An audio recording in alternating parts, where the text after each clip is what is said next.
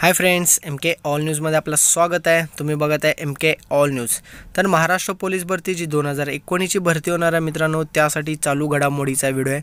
नेहमीप्रमाणे हा आपण व्हिडिओ अपलोड करत आहे मित्रांनो। तर या व्हिडिओमध्ये 15 डिसेंबर 2018ची चालू घडामोडी आहे।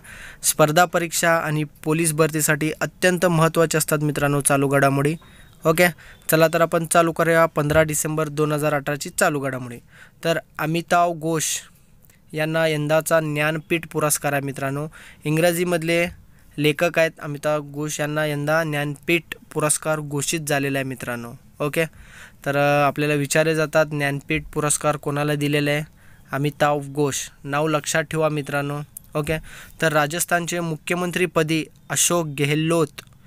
तर राजस्थानचे नवीन मुख्यमंत्री आहेत काँग्रेसचे आहेत अशोक गेहलोत, नाव लक्षात ठेवा मित्रांनो, अत्यंत महत्त्वाचं आहे।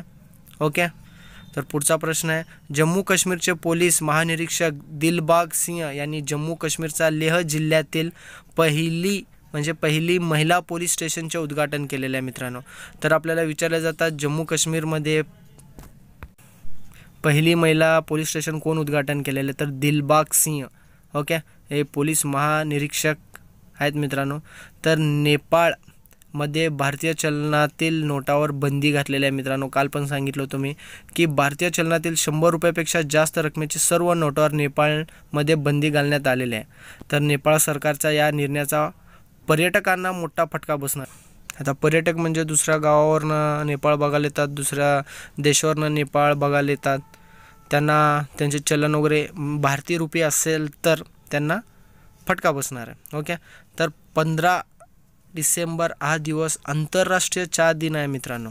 ओके, 15 डिसेंबर हा दिवस लक्षात ठेवा मित्रांनो, आंतरराष्ट्रीय चहा दिन आहे। ओके, आणि चहा दिन म्हणून साजरा पण केली जाते काही ठिकाणी। तर स्वामी स्वरूपानंद यांचा जन्म 15 डिसेंबर 1903 मध्ये झालेला आहे।